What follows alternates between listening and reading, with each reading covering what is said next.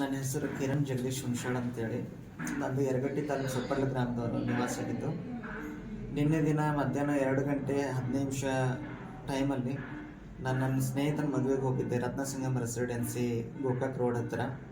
ಆ ಸಮಯದಲ್ಲಿ ಪ್ರವೀಣ್ ನಾರಾಯಣ್ ತಳವಾರ್ ಮತ್ತು ಸಂಜು ತಳವಾರ್ ಹಾಗೂ ಬಸು ಗಸ್ತಿ ಅನ್ನೋರು 3 ಜನ ಬಂದು ನನ್ನ ಮೇಲೆ ದಬ್ಬಾಳಿಕೆ ಮಾಡಿ ಬಡಿದು ಹೊಡೆದು ಕಬ್ಬಿನಿಂದ ಹಾಗೂ ಕಟ್ಟಿಗೆಯಿಂದ ಬಡಿದು ಅವ್ರ ಕಾರ್ ಗಾಡಿಯಲ್ಲಿ ಅಪಹರಿಸ್ಕೊಂಡು ನಮ್ಮ ಗ್ರಾಮದ ಸೊಪ್ಪಡ್ಲಕ್ಕೆ ಕರ್ಕೊಂಡು ಹೋಗಿ ಅವ್ರ ಮನೆ ಹತ್ತಿರ ಬಂದು ಲೈಟ್ ಕಂಬಕ್ಕೆ ಕಟ್ಟಿ ಅಲ್ಲೂ ಕೂಡ ನನ್ನ ಗುಪ್ತಾಂಗಕ್ಕೆ ಕೈ ಹಾಕಿ ನಾನು ಹೊಡೆದು ಮಾಡಿ ನನಗೆ 5 ಲಕ್ಷ ದುಡ್ಡು ಕೊಡಬೇಕು, ನೀ ಮುಂಚೆ ನಿಂಗೆ 2 ಲಕ್ಷ ಕೇಳಿದೆ, ನೀ ಅಷ್ಟಕ್ಕೆ ಬಗೆಹರಿಸ್ಕೊಲಿಲ್ಲ, ಈಗ 5 ಲಕ್ಷ ಕೊಟ್ಟರೆ ನಿಂಗೆ ಬಿಡ್ತೀನಿ, ಇಲ್ಲ ನಿಂಗೆ ಜೀವ ತೆಗೆದು ಬಿಡ್ತೀವಿ, ನೀನು ಯಾರ್ಯಾರ ಜೊತೆಗೆ ಅಡ್ಡಾಡ್ತಿದ್ದೆ ಅವ್ರ ಜೊತೆಗೆ ಅಡ್ಡಾಡ್ಬೇಡಂದ್ರು ಅಡ್ಡಾಡ್ತಿದ್ದೆ ಅಂಥೇಳಿ ನಂಗೆ ಸಿಕ್ಕಾಪಟ್ಟೆ ಹೊಡೆದು ಅವ್ರ ಮನೆಯಲ್ಲಿ ಕೂಡಿ ಹಾಕಿದರು. ನಂತರ ಊರಿನಿಂದ ಎಲ್ಲರೂ ಜನ ಬಂದು ಸೇರಿ ನೋಡಿದಾಗ ಆ ಸಮಯದಲ್ಲಿ ಜನ ಜಾಸ್ತಿ ಬರೋದನ್ನು ನೋಡಿ ನನ್ನ ಕಂಬಕ್ಕೆ ಕಟ್ಟಿ ಹಾಕಿದ್ದನ್ನು ಬಡಿಸ್ಕೊಂಡ್ಬಂದು ಮತ್ತೆ ಮನೇಲಿ ಕೂಡಿಸಿ ನನಗೆ ಹಿರಿಯರೆಲ್ಲರೂ ಬಂದು ಹೇಳಿದ್ರೂ ಕೇಳಿದೆ.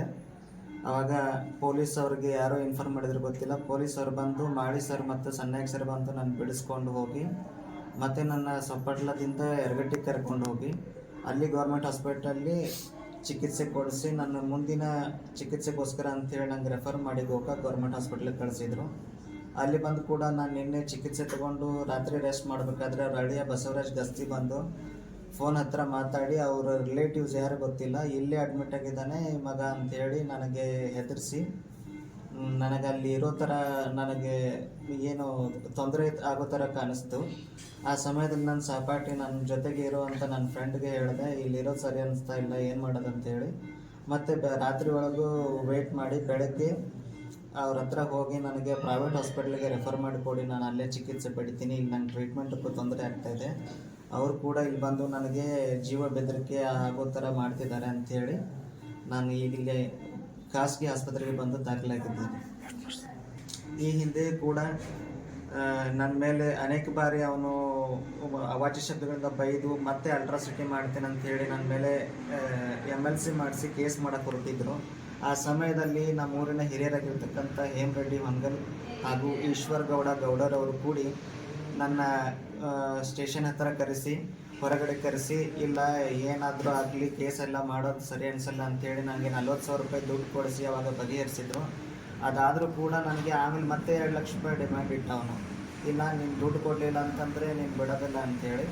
ಆಮೇಲೆ ನನ್ನದು 2 ಲಕ್ಷ ರೂಪಾಯಿ ಕೊಡೋಕ್ಕಾಗಲ್ಲ ಅಂತಂದಾಗ ನಂದು ಸ್ವಂತ ಮನೆ ಇರೋದನ್ನು ಕೆಡವಿದ ಮೇಲೆ ಆ ಮನೆ ಕಟ್ಟೋಕ್ಕೆ ನನಗೆ ಫೇಕ್ ಡಾಕ್ಯುಮೆಂಟ್ಸ್ ಎಲ್ಲ ಕ್ರಿಯೇಟ್ ಮಾಡಿ ನನಗೆ ಮತ್ತೆ ಮನೆ ಕಟ್ಟೋದಾದರೆ ನೀನು 2 ಲಕ್ಷ ಕೊಡಲೇಬೇಕು, ಇಲ್ಲ ಅಂತಂದರೆ ಇಲ್ಲ ಅಂತಂದಾಗ ಅವಾಗಂತೂ ಹಿರೇತನ ಆಯಿತು. ಆ ಟೈಮಲ್ಲೂ ನನಗೆ 3 ಜನ ಫ್ರೆಂಡ್ಸ್ ಇದ್ದರು, ಹಂಗೆ ಮಾಡಬೇಡ ಪ್ರವೀಣ, ಅವ್ರಿಗೆ ಯಾರೂ ಇಲ್ಲ, ನೀನು ದುಡ್ಡು ಕೇಳಬೇಡ ಅಂತಂದಾಗ ಇಲ್ಲ ನಂಗೆ 2 ಲಕ್ಷ ಕೊಟ್ಟರೆ ಮಾತ್ರ ಬಿಡ್ತೀನಿ, ಇಲ್ಲ ಬಿಡೋದಿಲ್ಲ ಅಂಥೇಳಿ ನಂಗೆ ಅವಾಗಲೂ ಕೂಡ ಆವಾಜ್ ಹಾಕಿ ಆಮೇಲೆ ನನ್ನ ಮೇಲೆ ಅಲ್ಟ್ರಾಸಿಟಿ ಕೇಸ್ ಮಾಡಿದ್ದಾರೆ.